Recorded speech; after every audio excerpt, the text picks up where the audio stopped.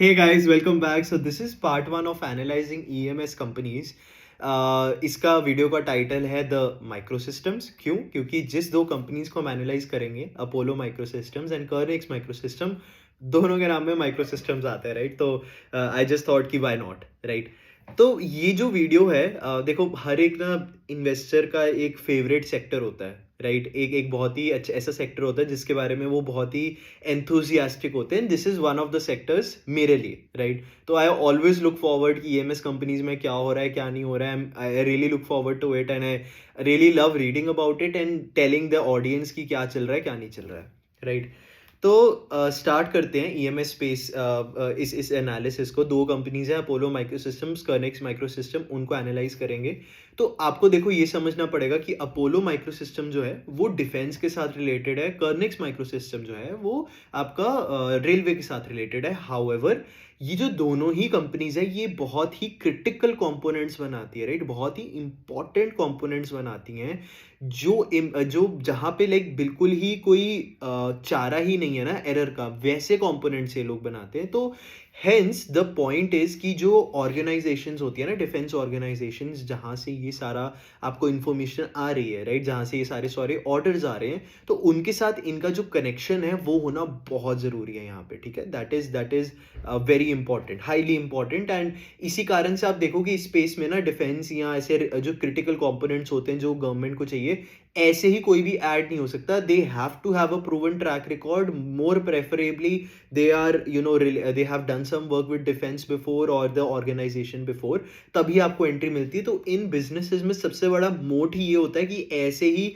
Government किसी को onboard नहीं कर लेती। Just to give you an example, Kavach जो है वो लास्ट 14 ईयर्स से डेवलप हो रहा है। आई थिंक 2019 में या 18 में they started onboarding and approving the manufacturers for this system. And अभी इतने साल हो गए, 6 साल होने को हैं, they have only onboarded three, only three are approved. एक कर्निक्स है, एक एचबीएल एंड एक मेधा सर्वो है, ठीक है? पहले दो लिस्टेड है, थर्ड इज नॉट लिस्टेड। तो एसेंशली ये है, ये एक कैवियाट है जो आपको याद रखना है। अब स्टार्ट करते हैं। सबसे पहले समझते हैं कि माइक्रो सिस्टम्स क्या होता है, राइट? तो micro systems as the name suggest, ये कॉम्पैक्ट होते हैं एंड स्मॉल होते हैं, राइट? छोटे होते हैं, राइट? ये compact and small integrated systems होते हैं। इंटीग्रेटेड मतलब दो या तीन इलेक्ट्रॉनिक्स या मैकेनिकल पार्ट्स को लाइक मिक्स करके ये बने होते हैं, इंटीग्रेट करके बने होते हैं। एक सिंपल सा एग्जांपल देता हूँ। जो आप स्मार्ट वॉच है, जो आप डालते हैं, जो हम लोग डालते हैं, जो मॉनिटर करती है हमारे हार्ट बीट को, राइट? वो कैसे करती है? वो जो पल्स, जो हमारी वेन्स या आर्टरीज हैं, जब भी उनमें खून आता है तो मतलब उनमें मूवमेंट होती है, राइट? अगर खून आएगा तो वो ऐसे हो जाएंगे और फिर ऐसे हो जाएंगे, फिर ऐसे और फिर ऐसे। तो वो इन पल्सेस को काउंट करती है। इन पल्सेस को काउंट करने के लिए यू नीड सेंसर्स। तो वो सेंस करती है मूवमेंट कब हो रही है वेन या पल्स के अंदर, एंड जितनी बार भी ये होती है विद इन अ मिनट उसको वो ऐसे एज बता देती हैं कि हाँ ये आपका हार्ट बीट है, ठीक है? सिमिलरली अगर एक बड़ा एग्जांपल दूं तो जैसे आजकल कार्स आती हैं उनमें एंटी लॉक ब्रेकिंग सिस्टम होता है कि आप एकदम से अगर ब्रेक लगा देते हो गाड़ी में तो बहुत बार जो टायर होता है वो लॉक हो जाता है and there is a chance of a misfortune happening. तो वो ना हो उसके लिए ये सिस्टम होता है। तो उसमें क्या होता है, आपका एक सेंसर होता है। ये जो पहला एग्जांपल था स्मार्ट वॉच वाला, इसमें सिर्फ इलेक्ट्रिकल पार्ट है, राइट? इलेक्ट्रिकल एंड डिस्प्ले वाला पार्ट है, मैकेनिकल पार्ट नहीं है इसमें कुछ। हाउएवर, ये जो एबीएस वाला एग्जांपल है इसमें दोनों है। कैसे? ये आपके सेंसर्स लगे होते हैं व्हील्स पे जो मॉनिटर करते हैं व्हील की स्पीड को। जब आपने ब्रेक लगाई, अगर उसने देखा एकदम से रैपिडली कम हो गया है एक का speed and there is a chances of कि ये लॉक हो जाए और मतलब गाड़ी ओवरटर्न या कुछ भी हो जाए, तो उसको अवॉइड करने के लिए वो जो लॉक है उसको, जो सॉरी ब्रेक्स होती हैं उसको थोड़ा सा खोल देते हैं कि लाइक थोड़ी देर के लिए, राइट? तो एसेंशियली आपने सेंसर से, which is an electronic part, उससे सेंस किया and brake which is a mechanical part से एग्जीक्यूट किया उस एक्शन को। तो hence electronic and mechanical part दोनों को आपने कंबाइन कर दिया and hence this is what a micro system is. Micro systems enables compact devices like smartphones जिससे मैं रिकॉर्ड कर रहा हूँ, या ईयरफोन्स जिससे मैं सुन रहा हूँ, या स्मार्ट वॉचेस, या anti lock braking systems, automatic car parking systems, what ever, right? It allows these systems to perform operations that they are designed for, ठीक है? essentially ये है। तो अब अपोलो माइक्रो सिस्टम्स पे आते हैं। मार्केट कैप कंपनी का 3700 करोड़ है। Sales in H1 on a year on year basis 74% से बढ़ी। इनका मैनेजमेंट का टारगेट है, internal target 45 to 50%, and till now they are beating it, which is a good news, right. Company over sell तो नहीं कर रही है, right, at least for this year. Gross income जो है वो 65% से बढ़ी, मतलब मटेरियल जो है वो मटेरियल कॉस्ट थोड़ा बढ़ा, मार्जिन, ग्रॉस मार्जिन कम हुए, दैट इज ओके। 74% से रेवेन्यू बढ़ रहा है, इतना चलता है। However operational efficiencies kicked in, मतलब आपको एम्प्लॉय ज्यादा नहीं बढ़ाने पड़े फॉर 74% इंक्रीज इन रेवेन्यू। आपके अदर एक्सपेंसेस जो भी लैंड एक्सपेंसेस है, रेंट एक्सपेंसेस है, वो ज्यादा नहीं बढ़े, एडमिन एक्सपेंसेस नहीं बढ़े, तो आपको यहाँ पे एक ऑपरेटिंग लेवरेज मिला। तो आपकी सेल 74% से ग्रो हुई, gross income 65, operating deleverage, and then operating leverage मिला 77% से। I don't know if deleverage is a word, but yeah whatever, you get the point, right. जो gross income है वो cell से कम speed से बढ़ा। इसके बाद जो प्रॉफिट बिफोर टैक्स है वो 193% से बढ़ा है। It is not because of the other income over here, it is not because of that, it is because of आपका जो इंटरेस्ट और डेप्रिसिएशन है उस पे फर्क आया। उन दोनों को मिला के अगर देखोगे तो फर्क आया, हेंस यहाँ पे एक बड़ा जंप मिला उन्हें। तो आपका जो एबिटा है वो 77% से बढ़ा एबिटा इनकम, जो पीबीटी है वो 193% से। अगर आप अदर इनकम दोनों हाफ से हटा भी दो, सो H1 of 25 versus H1 of 24, दोनों में से अदर इनकम का कंपोनेंट हटा दो तो भी 200%, 198% से इंक्रीज हुआ है। तो अदर इनकम की वजह से ऐसा नहीं हुआ है, and neither does other income contribute a major chunk to the profit before tax. तो that is all sorted. PAT जो है वो 190% से बढ़ा है, सेम फॉर ईपीएस। तो very good numbers. I think इससे ज्यादा एज अ शेयर होल्डर, अगर मैं शेयर होल्डर होता, आई एम नॉट, अगर मैं शेयर होल्डर होता तो as an investor I can not ask for better numbers यहाँ पे, डेफिनेटली। ठीक है, अगेन नो रिकमेंडेशंस यार, मैं सिर्फ एनालिसिस करना चाहता हूँ कंपनीज का, मैं रिकमेंडेशंस नहीं देता हूँ। तो हाँ, don't take it as a recommendation. अब समझते हैं बिजनेस मॉडल में। तो कंपनी क्या डिजाइन, प्रोडक्ट डिजाइन करती है एंड मैन्युफैक्चर करती है फॉर डिफेंस। अब product design and defence and manufacturing में होता क्या है, right, for defence specifically. Example लेता हूँ एयर टू एयर मिसाइल्स का, राइट, एंड ये केस स्टडी भी देख थोड़ा सा हम डिस्कस करेंगे आगे। तो लेट्स से गवर्नमेंट आई इनके पास, उन्होंने बोला हमें एयर टू एयर मिसाइल चाहिए। एयर टू एयर मिसाइल क्या होता है, आपकी जो फाइटर जेट्स होते हैं उनके अंदर मिसाइल्स होती हैं। वो जो मिसाइल्स है, क्योंकि वो हवा में उड़ते हैं तो एयर से ही ओरिजिनेट हुई वो मिसाइल, और उनको लेट्स से फाइटर जेट पे ही फेंकनी है तो वो एयर में ही होगा फाइटर जेट, तो एयर टू एयर मिसाइल होगी। तो इनको वो बनानी थी, तो दिल कम टू क्या कहते हैं, अपोलो माइक्रो सिस्टम। अगेन ये पूरा प्रोसेस ऑब्वियसली एग्जैक्टली सेम नहीं होगा, I am just giving you an example. तो वो अपोलो माइक्रो सिस्टम के पास आएंगे। अपोलो माइक्रो सिस्टम क्या करेगा, डिजाइन एंड रिसर्च। सबसे पहले तो प्रॉपर रिसर्च करेगा कि इसमें क्या क्या चीज़ों की रिक्वायरमेंट होती है, कहाँ कहाँ कौन कौन सी कॉम्प्लिकेशंस होती है, किन किन चीज़ों को इनको मतलब कंसिडरेशन में लेना है टू मेक अ डिसीजन। ठीक है, उसके बाद डिज़ाइन पार्ट आता है, राइट। जब आपने रिसर्च कर ली तो आपको डिज़ाइन करना है उस सिस्टम। आप साइज़ देखोगे मिसाइल का कितना बड़ा होना चाहिए, लोकेशन कहाँ पे होनी चाहिए, क्या ओरिएंटेशन में वो होना चाहिए, राइट, ये सब। तो रिसर्च एंड डिज़ाइन हो गया। इसके बाद आप बेसिकली उसको डेवलप करते हो, राइट, आप डेवलपमेंट करते हो। और ये जो रिसर्च और डिज़ाइन जो है, ये जो डिज़ाइन पार्ट है स्पेसिफिकली, ये सॉफ्टवेयर्स पे होता है। नॉट दैट वो पकड़ के रोज़ एक नई मिसाइल बनाते हैं, ये सॉफ्टवेयर्स पे होता है, right. I have use solid works personally. तो लाइक इंटरेस्टिंग पार्ट मेरे को ये लगा था कि कंपनी ने स्टार्ट ही जर्नी 1985 में की थी हैदराबाद से, अभी भी हैदराबाद में ही है। तो इन्होंने कैड सर्विसेज से ही की थी, राइट। मैं उसको फुल फॉर्म नहीं जानता, but those are again, CAD भी एक सॉफ्टवेयर है। तो ये सारी चीज़ें आई एम प्रिटी श्योर ये और भी सोफिस्टिकेटेड सॉफ्टवेयर्स पे अब करते होंगे। ठीक है, तो ये डिज़ाइन एंड रिसर्च वाला पार्ट हो गया। फिर उसको डेवलप करते हैं, उसका प्रोटोटाइप बनाएंगे, उसको टेस्ट करेंगे कि ये चलता है कि नहीं, अप्रूवल्स लेंगे सारी गवर्नमेंट इंस्टीट्यूशन से जो भी इसमें इन्वॉल्व है, फाइनली मैन्युफैक्चर करेंगे, राइट। तो ये जो भी कंपनीज हैं, दोनों कंपनीज हैं, right, Apollo and Kernex for example, specifically अगर मैं एग्जाम्पल लूँ तो वो कवच सिस्टम बनाती हैं। अब कवच सिस्टम बहुत ही हाईली क्रिटिकल सिस्टम है यहाँ पे, राइट, जैसे हमने बात की। Within 14 years, I think 5 साल हुए इनको OEM ऑनबोर्ड करते हैं, to not to exaggerate things, within 5 years सिर्फ 3 OEMs को अप्रूव किया गया, and Kernex is one of them. ठीक है, तो एसेंशियली मेरा कहने का पॉइंट है कि जो अगर अपोलो माइक्रोसिस्टम एक ऐसी कंपनी है जो डिज़ाइन भी सारा कुछ करके दे रही है, तो एंड वो ऑफर भी करती है मैन्युफैक्चरिंग सर्विसेज, तो why would not the government want कि वो इन पे डिपेंड करे मैन्युफैक्चरिंग के लिए। तो ऑब्वियसली गवर्नमेंट कभी भी लाइक ज़्यादातर ऐसा होता है कि वो एक ही मैन्युफैक्चरर पे डिपेंड नहीं करती, they will go on and have a few vendors for one of the products, but definitely Apollo will be in the list क्योंकि उन्होंने डेवलप किया, राइट। उनका जो एक्यूरेसी होगा, जो उनकी टीम के साथ कोऑर्डिनेशन होगी, जो लेवल ऑफ डिलीवरी होगी, जो क्वालिटी चेक्स होंगी, वो डिफरेंट लेवल पर ही होंगे, ठीक है। तो ये इनका बिजनेस मॉडल है, they do product design and manufacturing services for आपके क्या डिफेंस, ठीक है।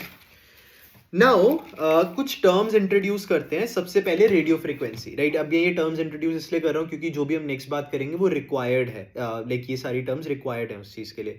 तो रेडियो फ्रीक्वेंसी क्या है? They are basically electromagnetic waves, ठीक है। इलेक्ट्रोमैग्नेटिक वेव्स को मैं कैसे लाइक उसको समझने की जरूरत नहीं है, जस्ट मैं रेडियो का एक एग्जांपल लेता हूँ। तो लेट्स से मैं अपने ऑफिस में बैठा हूँ, रेडियो ऑफिस में, मैं अपना कुछ प्रोग्राम चला रहा हूँ, कुछ समथिंग इज गोइंग ऑन, मैं I am speaking into the mic.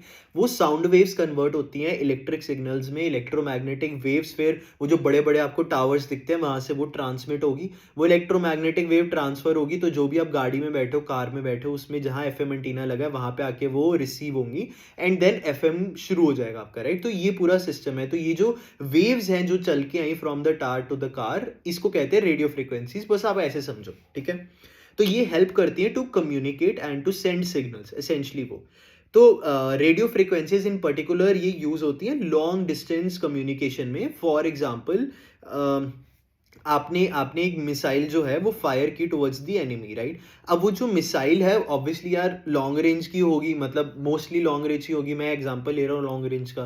तो आपको कम्युनिकेट करना है with the missile always, right. आपको कमांड सेंटर वो आप पता होना चाहिए, राइट। मूवीज में वो आता है ना, एक रेडार ऐसे ऐसे घूम रहा होता है ग्रीन कलर का, आपको दिख रहा होता है रेड रेड डॉट ऐसे बीप करते जाता हो। तो ये जो कम्युनिकेशन है ये रेडियो फ्रीक्वेंसी से होगी क्योंकि दिस इज लॉन्ग डिस्टेंस, ठीक है। तो ये रेडियो फ्रीक्वेंसी हो गया। दूसरा है microwave. Microwave is use for shorter durations, ठीक है। बेसिकली जो मैं एग्जांपल लूंगा इसमें मिसाइल की वर्किंग का, जो ये हायर प्रिसिजन होता है माइक्रोवेव, लेकिन लॉन्ग डिस्टेंस कम्युनिकेशन इससे नहीं हो सकता, ठीक है। तो ये होता है, मैं एग्जांपल देता हूँ मिसाइल कैसे काम करती है। तो आपका एक क्या कहते हैं कमांड सेंटर है, आपने वहां से मिसाइल फायर की। अब जब मिसाइल जा रही है, जब वो उड़ रही है, राइट, तो यहाँ पे दो काम हो रहे हैं हमेशा, ठीक है। वन इज कि वो नेविगेट कर रही है अपने टारगेट्स की तरफ। तो जब मिसाइल लॉन्च हो रही थी उसमें आपने कोऑर्डिनेट्स डाल लिए, इसके क्या टारगेट के कोऑर्डिनेट्स हैं, एंटर दबाया, मिसाइल निकल गई, ऐसे समझो, ठीक है। अगेन मैं बहुत ही सिंप्लीफाई करके बोल रहा हूँ, जिन लोगों को नॉलेज लाइक जिन लोगों को नॉलेज नहीं है वो प्लीज इसको ऐसे मत समझ लेना कि एग्जैक्ट ऐसी होता है, it is much more complicated, ठीक है। तो हाँ, एसेंशली जब मिसाइल लाइक मिसाइल जब आपने लॉन्च किया, आपने कोऑर्डिनेट्स इनपुट किया, एंटर किया, मिसाइल निकल गई। अब जब मिसाइल रास्ते में जा रही है तो देयर आर 2-3 थिंग्स हैपनिंग। पहला कि ये जो मिसाइल है ये सैटेलाइट से कोऑर्डिनेट कर रही है रेडियो फ्रीक्वेंसी वेव से, इन ऑर्डर टू नो कि वो कहाँ पर है, राइट। वो स्पेस में कहाँ पर है, उसको like it is not a person, right. तो उसके सिस्टम को पता रहना चाहिए, जो माइक्रो सिस्टम उसमें है उसको पता रहना चाहिए कि हम है कहाँ पे, राइट, और हमें जाना कहाँ है। तभी तो वो डायरेक्शन को चार्टर कर पाएगा, राइट, कि कहाँ जाना है कहाँ नहीं जाना है। तो एसेंशियली दैट, तो एक तो हो गया नेविगेशन वाला पार्ट, दूसरा हो गया communication with the command centre, right. तो ये जो कमांड सेंटर है इसने मैं एंडोर्स नहीं कर रहा हूँ भाई कोई प्रोडक्ट्स, हाँ। तो जो कमांड सेंटर है यहाँ से मिसाइल निकली, बट कमांड सेंटर को भी तो पता होना चाहिए ना कि मिसाइल कहाँ है कहाँ नहीं है। तो ये कम्युनिकेशन हो रही है रेडियो फ्रीक्वेंसी से ताकि कमांड सेंटर को पता चले कि हम कहाँ हैं। एंड देन फाइनली ये जो सैटेलाइट है इससे भी कम्युनिकेशन हो रही है ताकि इसको पता चले कि मैं कहाँ हूँ, राइट, एंड कहाँ जाना है। फाइनली जब ये टारगेट के पास आ रही है, लेट्स से ये टारगेट है, राइट, तो ये ऐसे करके टारगेट के पास आ रही है। जब ये पास आने लग जाती है तो इसको हायर प्रिसिजन जो है वो लाइक हायर प्रिसिजन टेक्नोलॉजी चाहिए जो इसको बता पाए एग्जैक्ट मेरा टारगेट का है। यहाँ पे माइक्रोवेव शुरू हो जाता है। माइक्रोवेव काम कैसे करता है, राइट। अगर मैं बोलूँ एक गाड़ी की स्पीड 60 किलोमीटर पर आवर है, ठीक है, तो वो एक आवर में क्या कहते हैं कितना डिस्टेंस ट्रैवल करेगी, 60 किलोमीटर पर आवर, सिंपल। तो ये माइक्रोवेव कैसे काम करती है, या इनफैक्ट अदर भी जो भी ऐसे सिस्टम्स होते हैं ये जो क्या कहते हैं आपकी मिसाइल आ रही है, let me take the example, मैंने एंटिसिपेट नहीं किया था इतना मैं एग्जांपल दूंगा, बट हाँ, तो जैसे ये मिसाइल है, यहाँ से माइक्रोवेव निकली, माइक्रोवेव ट्रैवल होके इस पे जाती है, राइट? तो माइक्रोवेव निकली, यहाँ ट्रैवल हुई, जब वो यहाँ पे आ गई टारगेट पे, तो वो वापस आती है, रिफ्लेक्ट हो जाती है वहां से। एंड ये मिसाइल आ रही है, तो जब वो रिफ्लेक्ट हुई, मिसाइल के पास वापस गई, तो मिसाइल ने कैलकुलेट किया, यार इसकी स्पीड है 60 किलोमीटर पर आवर, इसको 1 घंटा लगा वापस आने में, इसका मतलब this distance is what 60 kilometre, ठीक है? तो वो ऐसे ही, और कोऑर्डिनेट्स भी ऐसे ही वो कैलिब्रेट करता है कि कहाँ पे एग्जैक्ट कोऑर्डिनेट्स हैं इवेंचुअली। ओहो, just give me a second. हाँ, तो इवेंचुअली ये माइक्रोवेव के मदद से ये लॉक इन करता है टारगेट पे फाइनल एक्यूरेसी के साथ, एंड हिट करता है, एंड बूम, ठीक है? तो एसेंशियली ये पूरा वर्किंग होता है मिसाइल का। अब इसमें जो कंपोनेंट्स हैं, जैसे आपका रेडियो फ्रीक्वेंसी कंपोनेंट हो गया, एंटेना हो गया, ट्रांसमीटर हो गया, रिसीवर हो गया, जो माइक्रो सिस्टम उसके अंदर डला हुआ है, जिससे सॉरी, आपका मिसाइल के अंदर जो माइक्रो सिस्टम डला हुआ है, जिससे पता चल रहा है कि मतलब जिससे वो कम्युनिकेट कर रहा है, जिससे उसको पता चल रहा है कि मुझे किधर जाना है, किधर नहीं जाना है, जो माइक्रोवेव ट्रांसमीटर, माइक्रोवेव रिसीवर, जो भी माइक्रो सिस्टम है उसके साथ जो पता कर रहा है कि एग्जैक्ट टारगेट कहाँ है, बेसिकली वो जो मैकेनिकल पार्ट्स को मूव करा रहे हैं, जैसे एंटी लॉक ब्रेकिंग सिस्टम में था, ये सारी चीज़ें जो है वो इनके प्रोडक्ट पोर्टफोलियो में आएंगी, ठीक है? तो इनके कुछ कुछ एरियाज हैं जहाँ पे ये प्रोडक्ट्स बनाते हैं। एक तो सिक्योर कम्युनिकेशन हो गया, जब आप बैटल फील्ड में हो, वॉर में हो, तो यू वुड वांट कि आप, अगर आपका एक जनरल दूसरे जनरल से बात कर रहे हैं, दोनों ही वॉर जोन में है, तो उनकी जो बात है वो इनक्रिप्टेड रहे, राइट? वो एनिमी को ना पता चले कि हम क्या स्ट्रैटेजी बना रहे हैं, तो वो सारे सिस्टम्स ये बनाते हैं, वो जो ट्रांसमीटर एंड रिसीवर अगेन। इसके अलावा क्या कहते हैं, एयर डिफेंस में है, जैसे लॉन्ग रेंज डिटेक्शन ऑफ कोई मिसाइल आ रही है कि नहीं आ रही है, हाई प्रिसिजन माइक्रोवेव ट्रैकिंग हो गई यहाँ पे। Other areas are electronic system of missile defence, ठीक है? कि अगर कोई मिसाइल आ रही है या कोई एयरक्राफ्ट आ रहा है, तो वो होते हैं ना एंटी एयरक्राफ्ट मिसाइल्स वगैरह, वो सारी चीज़ें हो गई। ग्राउंड डिफेंस इलेक्ट्रॉनिक्स हो गए, बेसिकली आपके टैंक वगैरह में जो इलेक्ट्रॉनिक्स हैं, जो सारी चीज़ें करते हैं, जो मिसाइल को लॉन्च करेंगे, सब करेंगे, इग्नाइट करेंगे, आप एक बटन दबाओगे तो वो सारी चीज़ें बहुत ही, मतलब वो हार्श कंडीशंस होती है, right? They need to be able to survive that, तो उनको रगेडनेस जो है वो उसको बनाना, and aircraft systems, basically control systems वगैरह, ये सारी चीज़ें इनके परव्यू में आती हैं, ठीक है? ये सारी चीज़ें ये बनाते हैं। ऑर्गेनाइजेशनल स्ट्रक्चर कैसे है? 2021 में 2021 में इन्होंने अनन्या SIP RF टेक को किया था। ये RF is radio frequency and microwave components को मॉड्यूल्स में की एक्सपर्टीज थी, एंड यहाँ पे इस कारण इनका प्रोडक्ट पोर्टफोलियो एक्सपैंड भी किया। इसके अलावा जो इनकी मेन इसके अलावा जो कंपनी है, Apollo defence India private limited, यहाँ पे ये फोकस करते हैं मैन्युफैक्चर करने का डिफेंस प्रोडक्ट्स के। तो अनन्या SIP RF टेक क्या हो गया? आपके radio frequency and microwave components, और अपोलो डिफेंस क्या हो गया? आपका मैन्युफैक्चर करने का, ठीक है?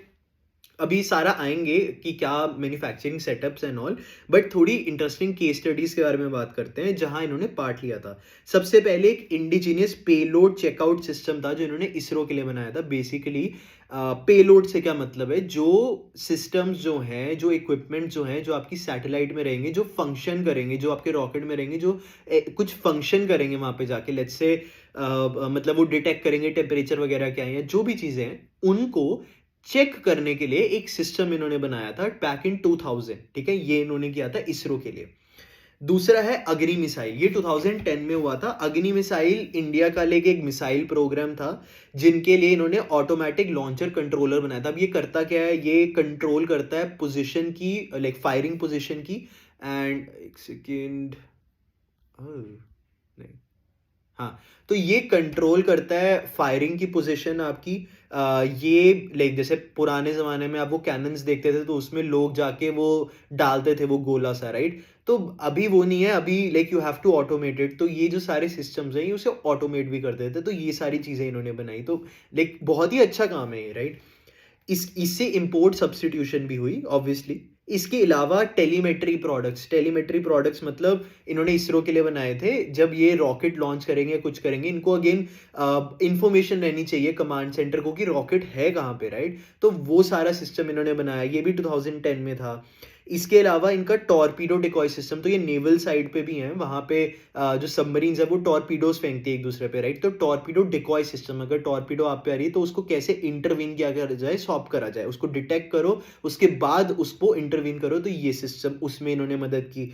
इसके अलावा एस्ट्रा मिसाइल जो 2015 से 17 तक चला, ये इंडिया का first air to air missile program था फॉर फाइटर जेट्स, जिनमें इन्होंने अगेन पार्ट लिया। तो एसेंशियली कहने का मतलब है कि जो इनका प्रोडक्ट पोर्टफोलियो बहुत ही एस्टीम्ड है, बहुत ही जगह इन्होंने काम किया है, एंड 1985 से कंपनी इसी में लगी हुई है, तो रिलेशनशिप्स भी अच्छे हैं। अब मैन्युफैक्चरिंग फैसिलिटीज पे आते हैं। पहला यूनिट इनका, इनके सारे यूनिट हैदराबाद में है। जो पहला यूनिट है उसका 55,000 स्क्वायर फीट उसका एरिया है, दूसरे यूनिट का 44,000 स्क्वायर फीट एरिया है, एंड अंडर कंस्ट्रक्शन है यूनिट 3 जिसका 3,50,000 स्क्वायर फीट एरिया है। ये जो यूनिट 3 है यहाँ पे स्पेसिफिकली लाइक दे आर, ये अभी आ रहा है, ये बना नहीं है, ये आई थिंक आपका मार्च या जून जुलाई ऑफ 25 तक आएगा। यहाँ पे ये वेपन इंटीग्रेशन का सोच रहे हैं, बेसिकली मैन्युफैक्चरिंग फैसिलिटी है। इसके अलावा ये 2 एडिशनल यूनिट्स प्लान कर रहे हैं, जैसे 3.3 लाख जिनका कंबाइंड एरिया होगा स्क्वायर फीट का, इसमें 250 करोड़ केपेक्स लगेगा। Missiles, naval products, arms and ammunition, ये सब ये बनाएंगे, ठीक है। यहाँ पे अगेन ये सारे यूनिट 3 यूनिट 4 कंबाइन करके, तो एक बहुत ही बड़ा कैपेसिटी इंक्रीज यहाँ पे आ रहा है। Current capacity 1 lakh square feet है, उसके ऊपर से आप 3,50,000 प्लस 3,30,000 का और ऐड कर रहे हो, तो एसेंशियली आप मोटा मोटा लाइक 7,50,000 स्क्वायर फीट पे जा रहे हो फ्रॉम 1 लाख स्क्वायर फीट, तो विच इज अ 7.5x इंक्रीज, ठीक है। FY24 का रेवेन्यू 371 करोड़ था, 45 to 50% मैनेजमेंट ने गाइडेंस दी थी, एक इंटरव्यू आया था उनका, उसमें दी थी। हाउएवर अभी तक तो ज़्यादा ही कर रहे हैं, होपफुली ज़्यादा ही करते रहें। 100% इंटरनल टारगेट है नेक्स्ट ईयर का, बट ये इंटरनल टारगेट है। मिनिमम 50 to 55 मैनेजमेंट ने बोला। अगेन मैनेजमेंट की ये अच्छी बात है कि they are not over selling the stories, जैसा मेरे को लग रहा है। तो 100% आप भी मत मानो, आप भी कंजर्वेटिव साइड पे रहो। उसके अगले साल का भी उन्होंने 50% बोला, they're saying 45 to 50% next 3 year के लिए तो हम ग्रो कर सकते हैं, ठीक है। They are expecting orders worth, मतलब तो अब ये they are expecting single orders each of which will be worth more than last 2 to 3 years का रेवेन्यू कंबाइंड। मतलब इनके पास कुछ ऑर्डर्स आने वाले हैं, हर एक ऑर्डर की जो वैल्यू होगी वो आपके लास्ट 2-3 साल के रेवेन्यू को कंबाइन करके उसके बराबर की होगी। तो 1,000 करोड़ के आसपास के ऑर्डर्स इनके पास आने वाले हैं, ठीक है। Order book current is 550 to 570 crore. इसी टाइम पे नेक्स्ट ईयर में ऑर्डर बुक जो होगी वो 2,500 to 3,000 करोड़ मिनिमम हो सकती है। They are expecting some big orders in the next few months, 3-4 महीने, 2-3-4 महीने में आ जाएंगे। तो ये था। और देखो ये अब क्रिटिकल भी बन जाता है, क्योंकि अब मार्केट को पता है कि इनके पास ऑर्डर आने वाले हैं, तो अगर अब इनके पास ऑर्डर नहीं आए, market has certain expectations from the company, right. अगर नहीं आए ऑर्डर तो ऑब्वियसली यू विल अंडरस्टैंड क्या होता है। यहाँ पे प्रेफरेंशियल इशू भी हुआ था, बड़े बड़े इन्वेस्टर जैसे संदीप सिंह जी, अमित अग्रवाल जी, ये सारे जो हैं उसका पार्ट थे प्रेफ का, और भी बहुत बड़े बड़े इन्वेस्टर्स उनका पार्ट थे। तो ये भी एक न्यूज़ है। देखो होता क्या, ऐसी अनसर्टिनिटीज में ना, ये जो जब बड़े बड़े इन्वेस्टर्स एंटर करते हैं ना, तो एक कुशन सा मिल जाता है दिल को यार कि हाँ शायद सेफ्टी है यहाँ पे। बट देखो जो बड़े इन्वेस्टर्स भी होते हैं उनका एग्जैक्ट रीजनिंग तो हमें नहीं पता है, राइट। वो किस लिए इन्वेस्ट कर रहे हैं, मे बी उन्होंने वन ऑफ कर दिया हो कि हाँ यार इसमें इन्वेस्ट कर लेते हैं, देखी जाएगी, या जो भी होगा, राइट। तो उस केस में लाइक हमेशा ही ये एडवाइजेबल है मेरे एंड से तो एटलीस्ट, कि you have to do your own research, you have to research. सिर्फ ऐसे नहीं देखना कि बड़े इन्वेस्टर ने डाला घुस जाओ उसमें खत्म, ये बिल्कुल नहीं करना है अपने को, राइट। क्योंकि हमें नहीं पता कि बड़े इन्वेस्टर की क्या फिलॉसफी है। मे बी उनके पास 20,000 करोड़ का उनका सम है, उन्होंने अगर 1 करोड़ रुपया इधर उधर दे भी दिया तो उनके लिए कुछ फर्क नहीं है। बट अगर आपने अपना 1 लाख डाला और वो हिल गया तो आपको बहुत फर्क पड़ेगा, राइट। तो बड़े इन्वेस्टर्स के लाइक अगेंस्ट कुछ नहीं है, अगेन बस जस्ट कि अगर वो अपना लाइक अपने रैशनल से डाल रहे हैं तो आप भी अपना रैशनल बनाओ, उसके बाद ही डालो पैसा, ठीक है। ये था अपोलो माइक्रोसिस्टम्स के बारे में। दूसरी company Kernex microsystem, market cap 2,000 crore. अब मैं यहाँ पे सेल्स इंक्रीज वगैरह नहीं बोलूंगा, बट मैं आपको सेल्स फिगर एग्जैक्ट बता दूंगा। FY24 total sales 20 crore. Q1 25 में इन्होंने 29 करोड़ की सेल कर दी। Q2 25 में इन्होंने 42 करोड़ की सेल कर दी, राइट? तो पहले क्वार्टर में पिछले साल के पूरे रेवेन्यू हो गया था, एंड दूसरे क्वार्टर में पिछले साल के डबल से भी ज़्यादा रेवेन्यू कर दिया। तो अभी इनका टोटल रेवेन्यू 70 करोड़ के आसपास है, जो लास्ट ईयर सिर्फ 20 करोड़ था, ठीक है? जो प्रॉफिट आफ्टर टैक्स है वो Q1 में इन्होंने 29 करोड़ की सेल की, उस पर 3.6 करोड़ का इन्होंने प्रॉफिट कमाया, 12.5 प्रॉफिट मार्जिन आए, पैट मार्जिन।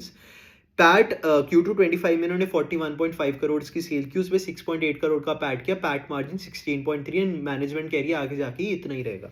तो अब कंपनी करती क्या है, इन्होंने Feb 24 में अपनी एक पीपीटी निकाली थी, उसमें बहुत सारी चीज़ें थी, बट मैं उसको मतलब नैरो डाउन करके यही बोलूँगा कि मेरे लिए ये एक कवच या TCAS सिस्टम है। TCAS क्या है? ट्रेन कोलिजन अवॉइडेंस सिस्टम, ठीक है? एज द नेम सजेस्ट, दो ट्रेन्स को कोलाइड होने से जो बचाए सिस्टम, वो ट्रेन कोलिजन अवॉइडेंस सिस्टम या कवच भी उसको आप बोल लो, ठीक है? तो ये उस सिस्टम लाइक उसका प्ले है मेरे लिए, ठीक है? हाँ, तो इनके पास जब इन्होंने Feb 24 में अपनी वो निकाली थी, क्या कहते हैं, पीपीटी, उसमें इन्होंने बोला था कि जो कवच है उसका 561 करोड़ के इनके पास ऑर्डर्स हैं, 3 प्रोजेक्ट्स हैं टोटल। नॉन जो कवच ऑर्डर्स हैं वो भी 40 करोड़ तक के हैं इनके पास, वो एक ही प्रोजेक्ट था इनके पास, ठीक है?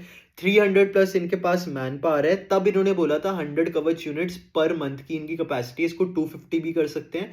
अभी right now 5000 units per year की कैपेसिटी है, पर ईयर की कैपेसिटी है इनकी, अब उस पर ऑपरेट कर रहे हैं। इनकी जो पूरा कैंपस है वो 4,35,600 स्क्वायर फीट में बना हुआ है, हैदराबाद बेस्ड ही है। आई डोंट नो हैदराबाद में इतना यार क्या डिफेंस का होता है, बट हाँ, इनकी जो फैसिलिटी है, तो कैंपस उतना बड़ा है, फैसिलिटी जो है वो 2,65,000 स्क्वायर फीट की है। दे रिसेंटली गॉट कवच 4.0 ऑर्डर्स वर्थ 2000 करोड़। तो हमने अभी बात की FY 24 का रेवेन्यू 20 करोड़ था, वर्थ 2000 करोड़ का क्या मतलब है? 100x इनको जो रेवेन्यू है FY 24 वर्थ का इनको ऑर्डर मिला, ठीक है? That is the case. तो अब समझते हैं कि लाइक, और ये विद इन द नेक्स्ट इनको 12 मंथ्स में करना है, December 25 तक करना है, ऐसा बोला है। 2500 यूनिट्स का ये ऑर्डर है। लेट्स अंडरस्टैंड कवच, पहले डेवलपमेंट फेस करते हैं। तो 2011 में एक क्या कहते हैं, एक स्टार्ट हुआ स्कीम या फिर एक प्रोग्राम, जिससे हमें एक सिस्टम बनाना था जो दो ट्रेन्स को आपस में अगर वो कोलाइड होने वाली है उससे बचाए। तो फॉर एग्जांपल, दो ट्रेन्स हैं, सेम ट्रैक पे आ रही है, आपस में लाइक एक दूसरे की तरफ आ रही है, तो ऑब्वियसली अगर वो आते रहे तो कोलिजन हो जाएगा, राइट? एंड मिसहैपनिंग्स होंगी, तो उसको बचाने के लिए एक ट्रेन कोलिजन अवॉइडेंस सिस्टम बनाया जाने लगा, ठीक है? 2011 में 14 इयर्स हो गया मतलब इस बात को। 2014 में जो इनिशियल प्रोडक्ट था उसके ट्रायल्स कंडक्ट होने लगे 265 किलोमीटर्स वर्थ ऑफ मतलब रेलवे लाइन पे, ठीक है? 2017 में फ्रॉम द इनिशियल ट्रायल्स जो भी लाइक फीडबैक लिया गया, रिफाइनमेंट्स हुई प्रोडक्ट में, उनकी टेस्टिंग हुई, सर्टिफिकेशन ली गई, वहाँ से 3.2 जो है कवच 3.2 इंट्रोड्यूस हुआ।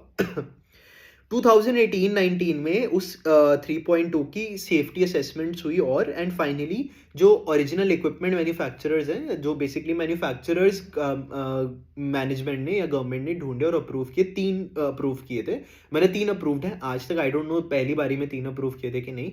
तो टोटल जो 3 अप्रूव्ड है वो है कर्निक्स, HBL पावर, एंड लास्ट में आपका आता है मेधा सर्वोस, ठीक है? तो 2019 में ये अप्रूव मतलब इन्होंने OEMs किए। 2020 में कवच 3.2 को 1465 किलोमीटर के ट्रैक पे of south central railways deploy किया गया, एंड 23-24 में कवच 4.0 इंट्रोड्यूस हुआ। RDSO ने अप्रूव किया, which is the research design standards organisation, जो इनकी एडवाइजरी आर्म है रेलवे की, जो टेक वगैरह पे आई थिंक इनको एडवाइस करते हैं। कोई भी ऐसे जो सेफ्टी प्रोडक्ट है वो RDSO अप्रूव होना चाहिए, लाइक बहुत ही ज़्यादा लाइक ये मायने रखता है यहाँ पे RDSO स्पेसिफिकली। तो RDSO ने कवच 4.0 को अप्रूव किया। Now there are plans of setting this up across 10,000 locomotives across India. उसके अभी टेंडर निकले थे, 2000 करोड़ का इनको मिला। आई थिंक सिमिलर अमाउंट का आपका HBL पावर को भी मिला था, ठीक है? कंपोनेंट्स यहाँ पे क्या है, देखो कवच के 2 कंपोनेंट्स होंगे, एक लोकोमोटिव और एक स्टेशन, ठीक है? लोकोमोटिव पे भी आपका एक सिस्टम लगेगा और एक स्टेशन पे भी लगेगा। वर्क कैसे करता है, तो एक ट्रेन जा रही है, ठीक है? अब वो जो ट्रेन है, वो उस पे एक सिस्टम लगा, जैसे हमने आरएफ बेस्ड बात की थी, जो ट्रांसमीटर रिसीवर, वैसा ही सिस्टम लगा है जो सैटेलाइट से हमेशा बात कर रहा है। सैटेलाइट जो है आगे ट्रेन स्टेशन को बता रही है कि यार ये ट्रेन है कहाँ पे, सिमिलरली दूसरी ट्रेन के लिए। प्लस ये जो आपस में सिस्टम्स हैं, लाइक जो सैटेलाइट, जो ये जो ट्रेन है एज वेल एज जो जो ट्रैक्स हैं उन पे भी ये सिस्टम लगे, तो वो भी कोऑर्डिनेट कर रहे हैं। तो अब जब ये सिस्टम को पता चल रहा है कि यार दो ट्रेन्स आपस में आ रही हैं, तो वो पहले कैलकुलेट करेंगे दोनों के बीच का डिस्टेंस कैसे, और वो कैसे करेंगे? वीडियो को पॉज करके सोचो, जैसे मैंने मिसाइल का बताया था, ये टारगेट आ रहा है माइक्रोवेव, डिस्टेंस वो कैलकुलेट करेगा जब बाउंस बैक होगा, तो बेसिकली वैसे। And they evaluate a safe braking distance, की ब्रेक भी कितने जोर से लगानी है, राइट आपको। तो जब वो कैलकुलेट हो जाएगा तो वो ऑटोमेटिकली ब्रेक लग जाएगी। ऑपरेटर जो चला रहा है लोकोमोटिव, उसको कुछ करने की जरूरत नहीं है, ऑटोमेटिकली ब्रेक लग जाएगी यहाँ पे, ठीक है। तो ऐसा है। तो ये था आपका लाइक कवच सिस्टम, बहुत ही स्मॉल मतलब छोटे वे में बताया। It is much more complex. Definitely अगर आपको इंटरेस्ट है, जाओ उसके बारे में और पढ़ो। हाँ, तो ये था कवच सिस्टम के बारे में। यहाँ पे एक जो चीज़ है ना, कि जो भी ये गवर्नमेंट ऑर्डर्स हैं, यहाँ पे अगर आप एक्सपेक्टेशन कुछ रख रहे हो ना, तो वो थोड़ी देर यूजुअली बाद ही आता है। लाइक आपने जैसे इनका 2000 करोड़ का ऑर्डर था, ये 6 मंथ से एक्सपेक्ट कर रहे थे उस चीज़ को, वो 6 मंथ्स डिले हुआ है आगे, ठीक है। 60% लाइक इनकी पीपीटी में लिखा था 60% ये इन हाउस, जो जो पूरा कवच का है ना, वो मैन्युफैक्चर यहीं पे करते हैं, बट जो टोटल जो बिल आता है ना, वो इंस्टॉलेशन भी करनी होगी, उसका भी बिल आता है। तो 60% is manufacturing bill, 40% is international, जिनके लिए इन्होंने केईसी इंटरनेशनल, एक और लिस्टेड फर्म है, उनके साथ टाई अप किया हुआ था। आई डोंट नो अब वो टाई अप है कि नहीं, बट पहले तो फेब 24 की उसमें तो ये लिखा था। यहाँ पे थोड़ी कमी है कम्युनिकेशन की, ठीक है, मैनेजमेंट की। अब मैनेजमेंट ने इंटरव्यू में बोला कि कैपेसिटी जो है इनकी, वो 5000 यूनिट्स पर एनम क्या कहते हैं की है, उस पे काम करें। एक इंटरव्यू आया था मैनेजमेंट का। एग्जीक्यूशन, जो इंस्टॉलेशन है ना, वहाँ पे काफ़ी टाइम लगेगा, वो टाइम कंज्यूमिंग है, और वहीं पे रिस्क है कि ये 2000 करोड़ कर पाएंगे कि नहीं। तीसरा है एबिटा, जो 20% एबिटा मार्जिन है, वो वो मेंटेन रहेगा। प्रॉफिट आफ्टर टैक्स 15-20 के आसपास रहेगा मार्जिन। 28 में से 20 टेंडर्स के लिए इन्होंने अप्लाई किया था, लोकोमोटिव्स और स्टेशन क्या कहते हैं आपके कवच सिस्टम्स के लिए। लोकोमोटिव्स के ऑर्डर आ गए, स्टेशन के अभी बाकी है। तो ये कह रहे हैं 900 to 1000 करोड़ के टेंडर इनको आएंगे, मार्च 25 तक इनको मिलेंगे, इन्होंने ये बोला। 700 to 800 करोड़ रेवेन्यू वो करेंगे दिस ईयर, एंड 10,000 करोड़ जो है वो पाइपलाइन में चल रहा है, इनका जो ऑर्डर्स इन्होंने बिड किए हुए हैं। तो एक बहुत ही बड़ी चीज़ यहाँ पे चेंज आ रहा है, लाइक रेलवेज में इन ऑल। एक प्रोडक्ट इनोवेशन है, एक रिक्वायर्ड प्रोडक्ट है, क्रिटिकल प्रोडक्ट है, जिसके लिए लाइक अब गवर्नमेंट्स और भी ओईएम्स को ऑनबोर्ड करेगी डेफिनेटली। इट्स नॉट दैट इन्हीं को सारा रेवेन्यू मिलेगा, but the way why I was interested और intrigued by the company was कि पिछले पूरे साल में 20 करोड़, इस साल के H1 में 70 करोड़, और अभी टारगेट 800 करोड़ का है। आई डोंट बिलीव 800 करोड़ तक ये जा पाएंगे। I honestly don't believe that, क्योंकि मतलब मैं जाए तो बहुत अच्छा है, I am not saying it's impossible, but I just don't want to believe in the story कि 800 करोड़ तक जाएंगे फ्रॉम 20 करोड़। तो I would like to believe कि यार 300-400 करोड़ तक चले जाएं, तो वो भी काफ़ी होगा इनके लिए। तो उसके अकॉर्डिंग, और पैट मार्जिन तो इन्होंने लाइक 15% के आसपास बोलेंगे, 15-20।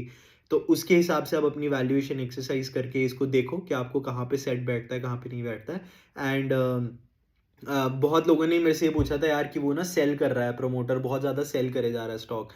यार FIIs DIIs अपना स्टेक बढ़ा रहे, plus why are we focus so much on promoter selling a stock, right? There could be hundreds of thousands of reasons promoter क्यों सेल कर रहा है। प्रमोटर की सारी नेटवर्थ ही इस चीज में है अगर, एंड इफ दे वांट कि भाई मैं घर पे शादी करा लूं, बच्चों को बाहर एजुकेशन के लिए भेज लूं, तो उसके पास पैसा कैसे आएगा? वो तो सेल ही करेगा ना यहाँ पे स्टॉक।